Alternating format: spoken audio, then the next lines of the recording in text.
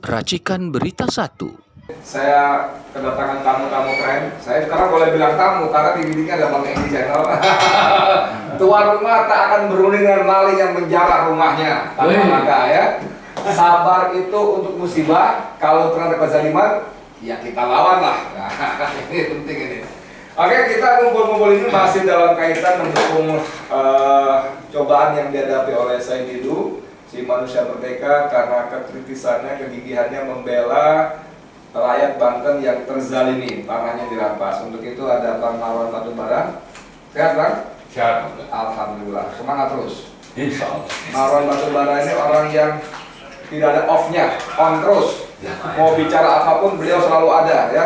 Luar biasa, semangat terus, luar biasa. Oke, seperti kata saya tadi, teman-teman sekalian penonton Bang Edi Channel dan channel perjuangan yang lainnya, tidak bisa tidak bahwa apa yang dihadapi Said Didu sekarang dengan pemanggilan yang kedua kalinya oleh aparat kepolisian adalah sebuah upaya pembungkaman ya, Bang Marwan ya. Pembungkaman, apalagi yang dilakukan masa Didu dalam 6 bulan lebih di PIK 2 mengadvokasi rakyat Banten sana adalah sebuah satu, itu kebebasan berpendapat, berbicara di depan umum dijamin pasal 28 Undang-Undang 45. Dalam perspektif Islam, apa yang dilakukan oleh Said Didu adalah sebuah dakwah amar ma'ruf nahi munkar. Dan negara kita melalui pasal 29 Undang Dasar kita juga menjamin setiap warga negara melaksanakan ibadahnya sesuai dengan syariat agamanya ya. Dan dari perspektif perjuangan, apa yang dilakukan Said Didu adalah sebuah perjuangan yang saya kira heroik, yang pantas dan harus kita bela bersama-sama. Bang Marwan, silakan kasih pandangan pengantar tentang apa yang dialami Said Didu dan apa yang kira-kira yang bakal terjadi besok. Oh, penerawangan dong kalau gitu ya. Besok beliau dipanggil di Polres Tangerang ya, Tiga Raksa ya, untuk menjadi pemeriksaan yang kedua. Silakan Bang Marwan, silakan. Ya, terima kasih Bang Edi. Assalamualaikum warahmatullahi wabarakatuh. Waalaikumsalam warahmatullahi wabarakatuh. Alhamdulillah. Jadi atas dasar 3 alasan ya, atau dasar bertintaknya Pak Said itu disebut tadi 3. Perlu kita tambahkan satu lagi, bahwa yang disuarakan itu adalah menyangkut kelangsungan hidup kita bangsa Indonesia. Karena faktanya bahwa di Banten itu terjadi penjajahan. Tidak bisa dipungkiri. Jangan cari-cari alasan bahwa ini bukan penjajahan, ini penjajahan. Jadi kalau sampai itu berlangsung, maka siap-siaplah untuk terjadi penjajahan di tempat-tempat lain. Penjajahan itu bentuknya bagaimana di Banten PIK 2 itu sekarang? Jadi ini dasarnya adalah prinsip state corporate crime, ya, bahwa ada kepentingan bisnis pengusaha, ada kepentingan berkuasa dari penguasa. Ini bersatu untuk apa? Untuk mendatangkan keuntungan sebesar-besarnya bagi pengusaha, tapi dari situ penguasanya juga dapat untung dalam bentuk uang, dana, sekaligus dapat kesempatan untuk terus berkuasa karena uangnya sangat banyak, sehingga bisa mengendalikan dari level paling rendah seperti lurah dan lurah yang namanya mahkota itu yang melaporkan maskota yang melaporkan Pak Said, camat, bupati, gubernur, menteri sampai presiden. Ini sudah berada di bawah kendali oligarki. Semua dari ujung ke ujung ya. Ini artinya state corporate crime. Ya. Kenapa? Karena dengan perilaku seperti itu, motifnya bisnis dan kekuasaan dan melanggengkan kekuasaan, maka mereka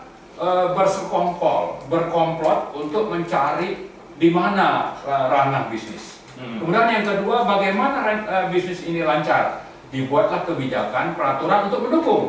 Nah, kalau sampai di situ oke. Kita mungkin bisa maklum. Tapi kalau dilanjutkan dengan menindas rakyat, mengusir rakyat, lalu suruh serahkan tanah dengan harga sangat murah. Itulah yang bisa kita sebut sebagai penjajahan. Maka sudah wajar kita bangkit melawan. Jadi abang bilang ada dana yang masuk ke pemerintah itu apa bentuknya dan berapa kira-kira? Kalau bicara pemerintah, memang nanti ada pajak. Kalau itu tidak ada tax holiday, tapi saya lihat peraturan tentang PSN yang di Permenko 6 ini ya, atau PP nomor 42 tahun 2021 itu ada tax holiday juga yang diberikan. Oke lah, itu saya kira soal pajak ini bukan sesuatu yang untuk mereka nanti jadikan alasan menjustifikasi proyek itu. Faktanya tadi sebetulnya bahwa ada potensi untuk sangat besar yang menurut Pak Said itu sampai 20.000 triliun. 20.000 triliun keuntungannya. Lalu dengan uang ini siapapun bisa dibeli, dikendalikan, sehingga kekuasaan itu perlu dipelihara dan bisa terpelihara dengan uang itu. Dan dengan komplotan ini mereka mempraktekkan cara-cara penjajah. Itu yang saya bilang harus kita lawan. Itu sebabnya Pak Said ini kita bisa bilang pen-trigger atau pahlawan yang membangunkan kita semua, terutama orang-orang pribumi. Tapi bukan SARA ini ya. Karena korbannya ya umumnya dari dulu itu pribumi gitu. Nah, untuk bangun bahwa kalau seandainya Pak Said gara-gara ini diproses lebih lanjut oleh reskrim di Tangerang sana, ya, untuk ditahan atau diproses hukum, sudah saatnya kita semua ini bangkit, karena praktek penjajahan itu sedang berlangsung di depan mata. Jadi jangan diamkanlah. Dan karena itu kalau sekarang kita dengar mereka bilang bahwa ini yang melakukan adalah kontraktor, bukan aguan dan sebagainya. Itu kan karena sudah ada protes kita. Nah, tapi fakta bahwa korban sudah jatuh, ya, ekonomi rakyat sudah morat-marit. Misalnya mereka tambaknya diambil begitu saja, sumber kehidupan itu jadi hilang. Jadi nelayan juga belum ada pengganti, ya. Kemudian pertanian juga diganggu. Artinya kehidupan mereka ini sudah memang tidak ada sumber mata pencarian. Nah, lalu juga ada korban yang mati. Ya kan? Jadi praktek-praktek kejahatan itu sudah terbukti di lapangan, sehingga kalau mereka coba mengalihkan ini hanya kerjaannya pengembang, padahal di sisi lain ini adalah sistemik, kerjasama sangat erat berbentuk kejahatan tingkat tinggi, ya, state corporate crime. Jadi negara atau pemerintah bersama perusahaan melakukan kejahatan tingkat tinggi, korbannya sudah ada, maka tidak bisa kita diamkan dan kita maklumi bahwa nanti diberhentikan. Tidak, korban sudah ada, jadi mereka juga harus ditangkap dan diadili, terutama pengusaha dan penguasanya. Siapa penguasanya? Salah satunya itu Jokowi. Penguasanya. Dan sumbernya bahkan. Ya, kemudian Airlangga. Ini tidak bisa didiamkan, ini korban sudah ada.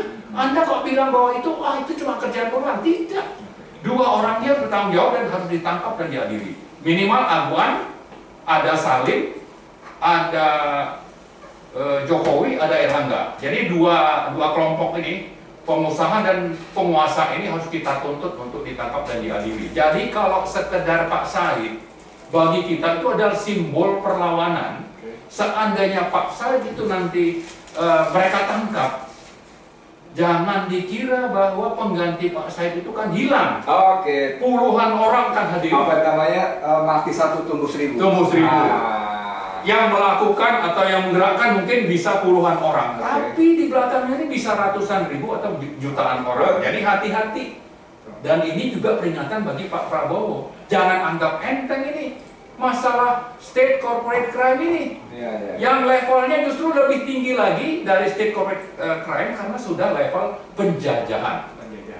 Jadi saya kira itu yang perlu kita ingatkan. Maka saya ingin secara tegas menyatakan I stand for Muhammad Said hidup. Mari kita lawan rezim oligarki yang sudah menjajah rakyat di Banten, di Rempang, dan di tempat-tempat lain. Oke, Bang Marwan, terima kasih banyak, saudara. Luar biasa ya.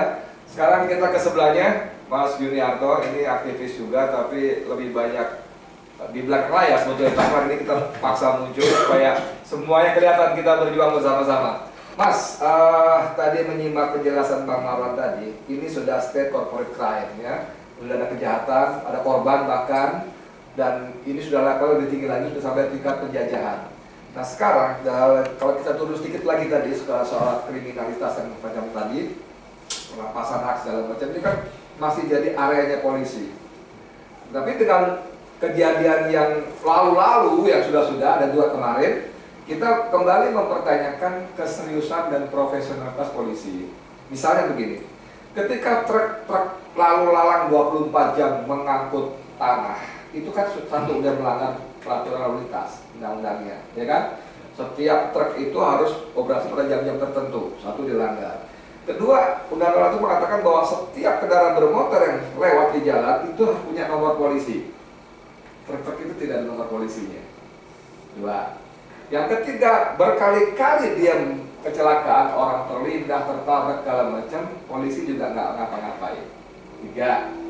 Tapi begitu rakyat marah, malamnya Brimob turun, 22 orang ditangkap. Ini kan ketidakadilan polisi. Bagaimana menurut Sampai? Oleh karena itu kan harus ditanggapi dengan betul-betul dari penguasa yang tadi nggak semua ya, nggak semua yang seperti itu. Pasti ada yang lebih baik dari yang itu. Hanya mereka diam. Jadi saya kira intinya ya negara secara besar, negara tidak boleh kalah dengan mafia-mafia ini yang dilakukan oleh oknum-oknum maupun dengan orang-orang oligarki. Saya tak potong, ini kalimatnya menarik tapi nggak pas, sorry banget ya. Negara tidak boleh kalah dengan mafia. Mas, kalau ngomong kalah itu bertarung. A lawan B, B nggak boleh kalah. Mafia lawan negara, negara nggak boleh kalah. Tapi kan faktanya ini bora-bora bertarung. Malah mereka seperti beliau tadi bilang dengan 20.000 triliun itu mereka menunggangi aparat. Ini adalah satu konspirasi kejahatan yang dilakukan oleh oknum-oknum, lebih sebagian besar oleh oknum-oknum negara. Jadi yang saya himbau kepada pejabat-pejabat yang lurus, kini saatnya untuk membuktikan membela keadilan dan kebenaran dan membela rakyat. Himbauan kepada pejabat-pejabat yang lurus. Yang lurus, yang masih ada kan? Yang masih takut-takut. Sekarang saya minta bergerak sekarang. Pengusaha Muslim. Terutama ya pejabat-pejabat Muslim dan pengusaha Muslim, semua bergerak untuk menghentikan semua kejahatan-kejahatan ini yang dilakukan oleh oknum-oknum pemerintah maupun dengan ya tentunya yang memegang pendanaan besar yaitu oligarki. Kalau kembali ke soal tugas polisi tadi, kenapa dalam kasus di Teluk Naga ya, Jalan Selembaran itu kan sampai orang dibakar mobilnya karena orang terlanjur marah, rakyat kan, itu polisi orang ini nggak adil, kalian kemana aja, ada mobil nggak pakai nomor polisi, mobil bergerak 24 jam, ada korban tertabrak, nggak ngapa-ngapain, begitu malam kejadian itu malam. Ya, itu kan suatu gambaran jelas oknum-oknum polisi itu sudah dikuasai oleh mafia-mafia tanah. Bisa berharap nggak kalau kita ke level yang lebih tinggi itu kan katakanlah Polres atau Polda, kita diambil Mabes Polri-nya nih, Sigit Listio Prabowo nih misalnya, kan dia bilang bahwa ikan busuk dari kepalanya. Ini kalau ikannya bernama Polri, berarti kepalanya siapa yang busuk? Sehingga saya berharap dengan adanya terpilih Prabowo Subianto sebagai yang resmi konstitusi, saya berharap dia kembali pada jati dirinya sebagai seorang TNI yang profesional, apalagi mantan Danjen Kopassus. Jadi saya berharap mungkin sebagian besar dari rekan-rekan semua pejuang-pejuang, Pak Prabowo kembali pada jati dirinya seorang Pancasilais, seorang nasionalis untuk membela rakyatnya, untuk membela keutuhan kedaulatan bangsa Indonesia. Itu, saya berharap itu Pak Prabowo kini saatnya lakukan yang rencana Anda yang 2019 itu bahwa Pak Prabowo akan meningkatkan semua kenyamanan bangsa rakyat Indonesia untuk terbebas daripada penjajahan. Oke, thank you banyak. Saya tambahin lagi sedikit soal Pak Prabowo tadi, saatnya tadi ya. Kan dalam pidato awalnya kan dia mengatakan bersedia rela mati demi kebenaran, demi keadilan. Ya kan? Dan kalimat itu yang disambar oleh saya itu, Pak Prabowo, mari sama-sama kita mati demi keadilan dan kebenaran membela rakyat di Rempang dan di PIK 2. Nah, sekarang mau ngomong Prabowo yang jenderal, terima kasih Om Jenderal kita. Gimana Mas Tarko? Masih bisa nggak sih berharap kita sama Presiden Prabowo Subianto ini? Jadi kalau ditanya masih berharap, ya masih bisa lah kita berharap. Oke. Masih bisa kita berharap. Masih kita harapkan. Oke. Prabowo mempertanggungjawabkan sambutan atau pidato waktu dia dilantik jadi presiden. Yang tadi yang mengatakan saya siap mati di atas kejujuran dan kebenaran. Demi kebenaran keadilan. Demi kebenaran keadilan. Saya akan berantas korupsi. Saya tidak suka ada negara dari negara. Oke. Ya. Terus jangan ada lagi pembangunan rumah korupsi. Oke. Jadi saya bilang kalau itu nggak dilakukan, saya akan tuntut. Cara nuntutnya bagaimana? Ya. Cara nuntut. Gerakan rakyat untuk bersuara. Oke. Jangan omong doang. Jangan ngomong-ngomong ya. Jangan kayak Jokowi. Janjinya banyak sekali, yang dikerjakan cuma beberapa pelintir. Oke. Yang dikerjakan itu yang menguntungkan untuk dia dan kroninya, bukan untuk kepentingan rakyat. Nah, jangan seperti itu. Dia kan udah punya contoh. Sekali lagi, saya dengan rakyat, dengan ini akan menuntut pertanggungjawaban. Nah, dia udah mengatakan saya akan berbuat seperti ini kok. Dan kebetulan Prabowo ini latar belakangnya seorang tentara, harusnya patriot. Jangan cemen. Jangan cemen. Ada Santa Marga. Ya, lengkap lah. Jadi dia kan bukan berbeda jauh dengan Jokowi kan. Dan dia juga sudah punya pengalaman melihat kebohongan-kebohongan dilakukan Jokowi. Masa dia mau juga? Saya yakin enggak. Tapi kalau dia masih lupa, ya kita yang teriak. Kita ingatkan ya. Kita ingatkan. Mas. Dan gini, terus saya cuma menggarisbawahi apa yang disampaikan oleh Pak Marwan. Di sana tuh terus terjadi penjajahan. Daerah itu sudah ditembok. Seperti tembok Gaza sekarang atau tembok Berlin dulu. Kemudian kapan itu beberapa waktu yang lalu ada wartawan perempuan gitu dengan kapal mau melihat PIK dari laut, diusir sama keamanan laut mereka. Si Balkis itu, TV One Nah, itu kan berarti seperti negeri ini ya mungkin. Padahal sungai dengan bantaran sungai, pantai dengan laut itu milik negara, berarti rakyat bebas masuk situ. Tapi dia takut ada kapal ke situ. Berarti sepertinya itu negara dia, atau sepertinya ada sesuatu yang ditutupi, tidak boleh dilihat oleh rakyat. Siapa dia? Gitu. Jadi siapa? Kalau soal di mana namanya diusir Mas, itu belum lama. Selasa kemarin rombongan kita ke sana sore-sore itu diusir sama Satpam. Nggak boleh di wilayah kami. Dan yang mengerikan seperti disampaikan saya dulu di acara kita kemarin di tempatnya beliau White House itu, dia untuk sholat pun nggak boleh. Ini wilayah kami, Bapak pergi. Wow, digituin saya gitu. Sampai waktu dia pergi pun dikawal 4 motor supaya benar-benar keluar dari wilayah itu. Nah ini kan, nah kembali ke soal kita berharap pada Prabowo. Cuman kan gini Mas, kalau Prabowo menulis buku Indonesia Paradoks, ya, kemudian rakyat melihat bahwa apa yang dilakukan Prabowo itu justru banyak paradoksnya, gitu. Mengangkat menteri-menteri bermasalah. Even tadi si Jokowi dibawa terus 17 orang, mengatakan akan mengejar koruptor sampai Antartika, tapi di sekitarnya banyak koruptor besar, gitu. Ini pripun melihatnya kita? Kalau melihat itu, kalau lihat sambutan dia dan siap dan melihat langkah tindakan yang diambil, memang ya menurut saya pribadi, Prabowo ini manusia paradok juga. Kenapa sih manusia paradok?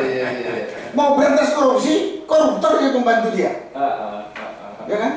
Terus masa tidak tahu dia penindasan yang terjadi di PIK 2 ini? tapi dia diam saja. Atau nggak bisa dikatakan paradok. Yang mudah-mudahan apa yang kita omong ini didengar oleh Prabowo atau pembantunya dengan kemudian diambil langkah. Semua berisiko. Ya, pasti risikonya. Kalau kita bekas tentara, udah juga bekas tentara, masih bersyukurlah saya dan dia itu, ya. Pensiun dari tentara masih hidup. Masih banyak teman-teman saya nggak sempat pensiun hidup kok.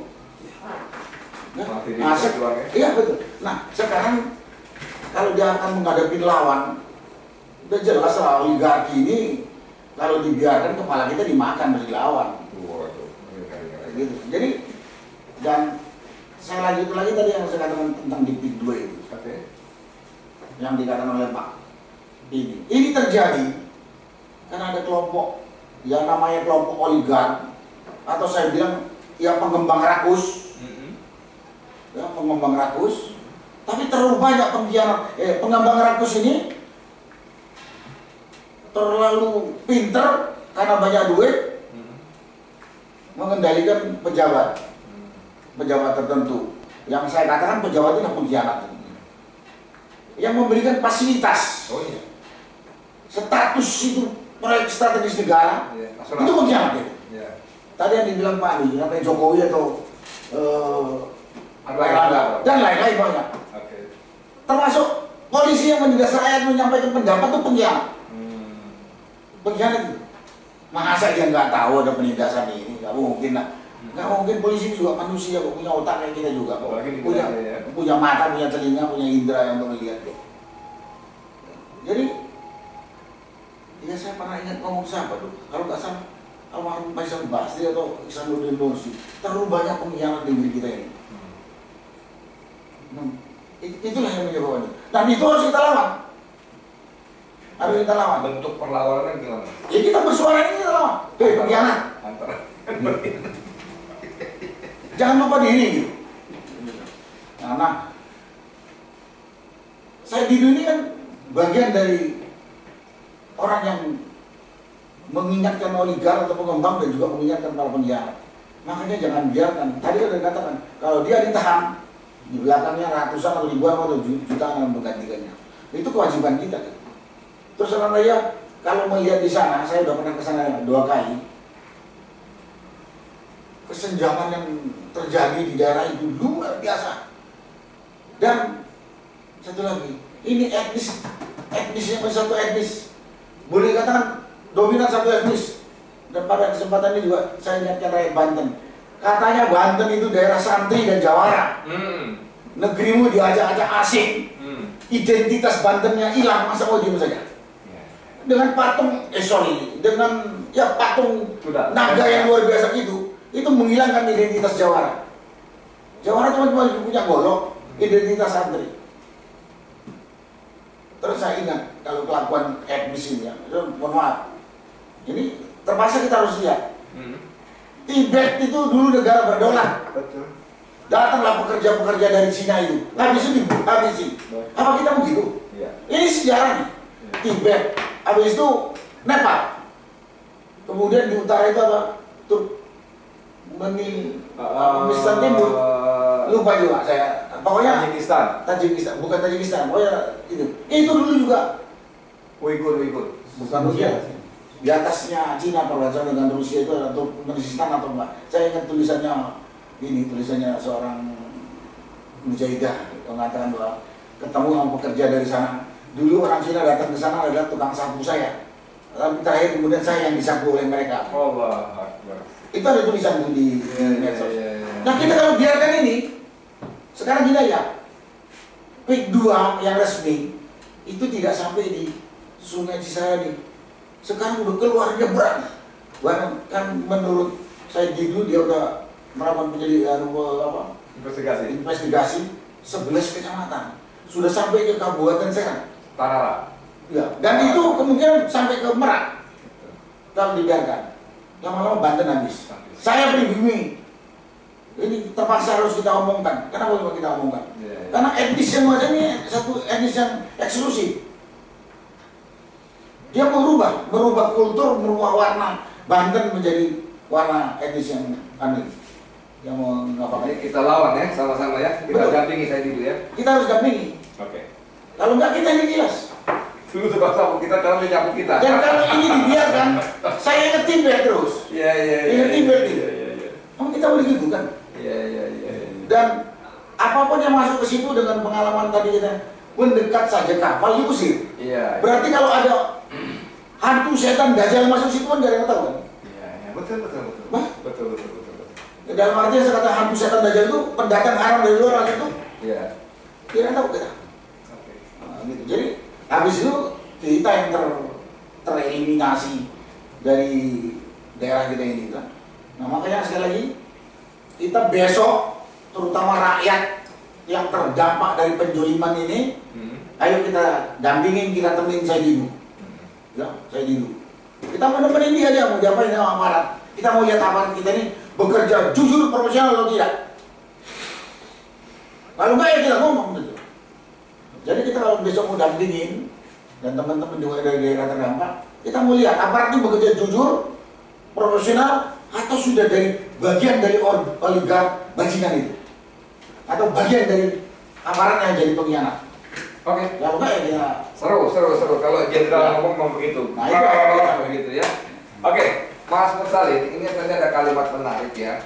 Itu walaupun semacam penggunaan dari Bang Marwan. Kalau saya itu hilang, katakan begitu bahasanya, satu hilang 1000 terbilang kan begitu kan? Saya hilang 1000 terbilang. Bahkan tadi beliau bilang kalau soal ditangkap belakangnya ada puluhan atau ribuan lagi yang akan menggantikan. Ini dari perspektif agama gimana melihat fenomena seperti ini, Mas Mursalin? Bismillahirrahmanirrahim. Saya jadi tegang dan serius nih. Ini karena memang masalah sangat serius sekali. Kita sudah menderita lama dipimpin oleh presiden yang kita katakan presiden penjajah, presiden yang menjadi boneka, entah boneka siapa. Kita mengira bahwa dengan tersingkirnya dia, kita akan sedikit beban menjadi cukup ringan. Tapi ternyata yang dikatakan Pak Said itu justru kita ini sekarang ini menemukan justru orang-orang yang betul-betul murni menjajah ini.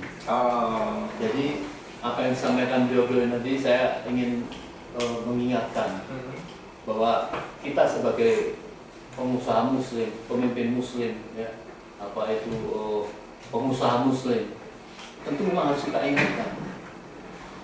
Karena kita kan sudah tidak boleh bicara masalah agama kali masalah-masalah seperti ini. Nggak boleh, kenapa Mas? Karena seolah-olah agama itu tidak boleh masuk dalam ruang positif. Padahal kan dasar untuk orang berbuat baik itu kalau kita sebagai orang muslim kan karena dasarnya agama. itu maunya mereka, nggak boleh agama dimasukkan, harus dimasukkan. Ya. Dan kita seolah-olah tidak boleh bicara masalah pri dan non pri. Tapi kita tahu kalau orang pribumi kan tidak mungkin akan berbuat sekejam-kejam dengan rakyatnya sendiri. Maka saya mengingatkan, Allah berfirman di dalam Quran surat Ali Imran, la yaghurunaka taqallubul ladina kafaru fil bilad mata'un qalil summa waqahum jahannam wa bisal mihad. Wahai orang-orang, jangan kamu tertipu, jangan kamu terbudaya oleh orang-orang kafir yang bergerak-gerak di dalam negerimu. Mata'un qalil itu ada penghidupan yang sangat kecil. Summa waqahum jahannam wa bisal mihad. Sesudah kamu nanti itu penghidupan yang jahanam dan itu sebelum kita kembali. Nah ini saya ingatkan, jangan kita orang yang mempunyai negeri ini, kita mempunyai dasar agama yang betul-betul untuk mencari kemuliaan, Anda dipermainkan oleh orang-orang yang tidak punya dasar-dasar itu. Jadi bangsa itu saya tahu lah, beliau itu orang walaupun dia seorang profesional, kita tahu orang alim, orang yang taat pada agama. Kalau dia mengatakan saya tolong dilanjutkan, dia seolah tidak melihat arti dirinya sangat berharga. Ini perjuangan ini yang lebih penting berharga. Oleh karena itu tidak salah Pak Edi kalau kita harus membangkitkan, mengingatkan supaya orang-orang Indonesia menghadapi persoalan ini. Ya. Jangan kita ikut-ikutan menjadi budak. Ya. Terutama Pak Presiden Prabowo yang saya tahu pada Pak 2019 sudah banyak petuah-petuah nasihat-nasihat yang nampaknya dia sampai sempat menangis dan sebagainya. Kita harus dampingi, kita harus bangkitkan ya, bahwa yang ingin Anda perjuangkan itu adalah kemuliaan, bukan saja kemuliaan dia, keluarga, tapi kemuliaan bangsa dan rakyat. Coba, apa kita tidak terketuk? Negeri kita diacak-acak seperti Gaza itu dikasih tembok, dan Pak Prabowo sudah mengatakan bahwa tidak ada oleh pemukiman yang eksklusif. Apakah yang dimaksud itu? Kalau yang dimaksud itu, mari kita bergerak semua, jangan tanpa ada ragu. Tidak boleh swasta mengatur-ngatur negara. Kita seolah-olah menjadi kacungnya. Bagaimana kita akan mencapai negara Indonesia negara emas? Bagaimana baldatun thayyibatun wa rabbun ghafur? Kalau kita jelek seperti ini, disinggung oleh seorang ulama, ini kita tidak mungkin menjadi negara yang baik, menjadi negara yang baldatun thayyibatun wa rabbun ghafur, tapi baldatun sayyi'atun, negara yang jelek, makdubatun, mendapat murka, malunatun, dan mendapat laknat karena jadi mudah bagi kita sekarang untuk mencari kemuliaan. Marilah kita bela. Jangan sampai ini momen, saya kira momen sangat penting sekali. Soal bela tadi Mas potong sebentar. Tadi Mas Jenderal Sunarko ini kan bagus mengingatkan khususnya warga Banten. Kalian kan negeri santri, negeri jawara. Kenapa diam saja tanah kalian diacak-acak gitu? Ini kan jadi momentum sebetulnya untuk kebangkitan. Dulu mereka punya sejarah geger apa namanya? Cilegon. Geger Cilegon. Cilegon, ya. Itu kan dahsyat sekali perlawanannya kakek buyut mereka. Masa mereka nggak mau ulang lagi? Repot melihat perspektif ini. Iya, saya ingatkan bahwa ada suatu kiai yang sangat besar. Seorang, tetapi bukunya ternyata banyak orang bercerita yang kuliah di Amerika. Ada satu perpustakaan, ada bukunya Al-Bantani itu seorang pejuang bangkit. Tidak malu orang-orang Banten ya, mempunyai seorang ulama besar ya. Dan melihat ini kurang ajar saya kepala abdesi itu ya, kepala desa itu ya. Itu masa tidak membela rakyatnya tapi malah mengadukan Said Didu yang membela bangsa seperti itu. Semoga ini didengar oleh orang-orang Banten ya. Saya kira paling tidak ikut mendampingi pada Selasa besok. Jangan sampai ya Said Didu, seorang pejuang, kemudian dengan alasan pemeriksaan kemudian tidak bisa pulang. Ini kita harus sangat tersinggung sekali ya. Apapun yang dia lakukan, dia itu bukan orang jahat. Apapun yang dia lakukan untuk kebaikan dan rela apapun yang dia miliki hilang begitu saja. Saya kira mungkin itu kita perlukan sampai kepada teman-teman di Banten ini. Oke, makasih banyak. Sebagai closing statement kita minta masing-masing maksimal 2 menit. Bang Marwan, silakan Bang Marwan. Ya, saya kira urusan kita itu bukan cuma dengan Polresta atau lurah. Ini kan cuma pion-pion. Oke, betul. Yang dikendalikan oleh siapa? Oleh oligarki. Dan pemimpinnya itu dulu namanya Joko Widodo. Di sisi penguasa, di sisi pengusahanya Agwan dan Salim. Jadi kalau sekarang mereka melakukan itu, kita bisa memaklumi, tapi bukan itu sebetulnya musuh rakyat yang utama. Mereka ini pion-pion, makanya jangan sampai kita mau diadu domba. Betul. Kita ingatkan bahwa ini seolah-olah yang ada di Pemda, di kelurahan, di Polres itu musuh utamanya, bukan. Tapi tetap saja bahwa musuh utama rakyat, penjajah dan penindas itu adalah oligarki, pimpinan Joko Widodo, dan Agwan Salim. Nah, yang kedua, kita tidak cuma berharap kepada presiden terpilih yang sekarang menjabat yang namanya Prabowo Subianto. Kita tidak berharap, tapi Anda berbuat, bertindak untuk apa? Untuk menghukum kejahatan ini. Korban sudah jatuh, negara sudah dirugikan, jalan, hutan mangrove, irigasi, sampai musola-musola itu rata dengan tanah. Lalu ingin dicitrakan bahwa si Agwan ini akan membangun citra yang baik, akan bangun masjid megah dan besar. Tidak bisa itu artinya korban sudah ada negara dirugikan, rakyat tercerabut dari wilayah tempat dia hidup. Sumber penghidupannya itu hilang. Artinya, dan ada juga yang sudah mati, puluhan yang sudah terlindas truk-truk yang tidak punya nomor polisi tadi. Jadi artinya sudah terjadi kejahatan sistemik oleh oligarki, dan kita tidak mau ditutupi dengan apa yang akan dilakukan oleh Polres atau APC, dan tidak mau juga hanya berharap, tapi kita menuntut antara lain hentikan PIK 2, tangkap dan adili pelaku-pelaku utamanya.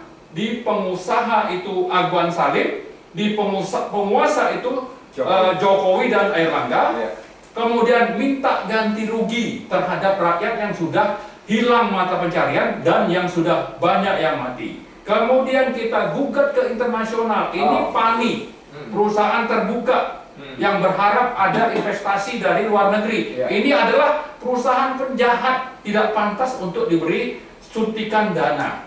Kemudian yang terakhir saya kira bahwa kita besok itu bukan hanya berhadapan dengan polisi yang tadi saya sebut kroco atau pion-pion, tapi itu besok itu adalah simbol dimulainya penjajahan terhadap rezim oligarki untuk nanti bisa membangkitkan perlawanan rakyat, terutama yang ada di Banten, kemudian Jabodetabek, lalu di seluruh Indonesia. Karena penjajahan seperti ini bukan cuma di PIK, tapi juga di Rempang, nanti akan ada di Surabaya, Front City, dan sebagainya.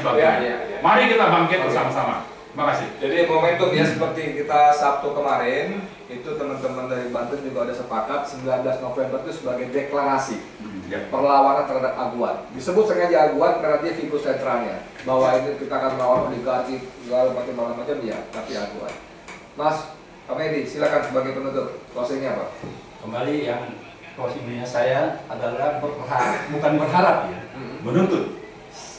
Saya ingin membuktikan kalau Bapak Presiden terpilih Prabowo Subianto yang pernah mengatakan timbul tenggelam bersama rakyat, saya yakin memang rakyat tenggelam dengan kezoliman, penuh dengan kezoliman dari penguasa, dan Pak Prabowo juga tenggelam dalam berkubang di wilayah kejahatan, wilayah yang boleh dibilang beliau juga tenggelam. Kini saatnya buktikan Pak Prabowo untuk timbul bersama rakyat. Jadi itu yang saya bukan berharap, lakukan Pak Prabowo untuk membela bangsa dan negara Republik Indonesia ini kembali jaya kembali. Itu saja. Dan Prabowo punya kewenangan, kemampuan, dan sudah pegang tongkat komando. Itu dia kewenangan, kemampuan, tinggal mau apa enggak, kan gitu kan? Monggo, pakai closing statement. Dari saya berharap kepada rakyat, terutama rakyat Banten yang terjolimi. Mari kita bangkit, bersatu, bersuara, dan melawan. Mempertahankan hak kita adalah kewajiban, bukan pelanggaran hukum. Jangan takut. Dan kepada pemerintah, saya berharap banget, ya kalau katanya Pak Medi tadi tenggelam, bangkitlah. Dan kami siap di depan pemerintah kalau pemerintah mau backup. Biar kita yang mati duluan. Tapi pemerintah harus membackup menghadapi para oligark rakus dan pengkhianat. Bapak jangan berharap lagi, menuntut ya, bukan berharap. Menuntut. Saya menuntut pemerintah untuk lebih progresif. Bangkit. Dan kita semua siap bangkit bersama. Rakyat dan semua siap di depan. Siap di depan. Jadi kalau kita harus jadi member nanti dulu kita siap. Tapi kita tidak ikhlas kampung halaman kita diacak-acak oleh orang dan kita yang punya tanah diusir kayak babi hutan aja. Terhina banget kita. Dan pengkhianat yang memberikan ini, ya kalau nggak sempat ketemu di dunia ini, di akhirat tidak akan ketemu. Pantas digantung. Iya pantas digantung. Karena gimana tidak para pengkhianat ini malah memberi karpet merah kepada pengembang rakus, melindas rakyat miskin. Makanya saya katakan luar biasa ini biadabnya nih pengkhianat ini. Itulah yang bisa saya sampaikan. Oke, Terima kasih. good, mantap. Mas Musalin, silakan closing statement-nya. Bagaimana cara menyelamatkan Indonesia dalam tahap pertama ini? Pertama, kita harus menghentikan, ya, karena presiden yang masih dalam proses tuntutan rakyat ini, yaitu presiden mantan Joko Widodo, tidak berkuasa lagi, tetapi dia masih merasa menguasai dengan cara-cara dia. Orang menyebut masih memenjarakan Tom Lembong saja masih bisa gitu. Ya. Nah, yang kedua, kita harus tetap concern untuk menghentikan menghentikan wakil presiden, pemimpin yang batil dan batal, Anak haram konstitusi. anak haram ya. Kalau bukti bahwa dia batil, ya, buka saja itu Fufu Fafa yang sudah merupakan bagian-bagian yang memberikan petunjuk bahwa dia ada punya penyakit jiwa dan sebagainya. Ini harus segera dihentikan. Dan semua partai, semua yang tidak rela terhadap kepemimpinan dia, kita harus menghentikan itu. Yang kedua, kita ketahui bahwa Jokowi ini sudah memberikan karpet merah kepada semua pengusaha-pengusaha yang menjadi problem bagi kita ini. Dan melalui proses-proses politik, entah itu perpres dan sebagainya, itu juga harus kita usut, itu terutama Erlangga yang memberikan dalam kaitannya dengan PIK terhadap perpres ini juga harus segera diusut, sehingga ini adalah pembatalan yang bisa kita lakukan terhadap kasus PIK ini. Tapi itu adalah tahap pertama, karena bangsa Indonesia ini tentu masih cukup panjang untuk memerdekakan secara hakiki gitu ya. Karena memang masih banyak pengkhianat-pengkhianat itu yang menyebabkan waktu Belanda itu lama dijajah karena pengkhianat-pengkhianat ini yang ada pada kita. Saya kira mungkin itu. Banyak Londo itu. Oke, saudara sekalian, jangan biarkan Said Didu berjuang sendiri, ya kan? Jangan biarkan orang baik menjadi korban masyarakat oligarki, gitu ya. Insya Allah kita semua, sekaligus tadi wabil khusus rakyat Banten, wabil khusus lagi para santri jawaranya, bangkitlah kalian, lawan kezaliman. Ya, makasih banyak, semoga bermanfaat. Saya Edi Mulyadi untuk FNN Indonesia Lebih Baik. Assalamualaikum warahmatullahi wabarakatuh. Waalaikumsalam warahmatullahi wabarakatuh. Merdeka. Allahu Akbar. Allahu Akbar.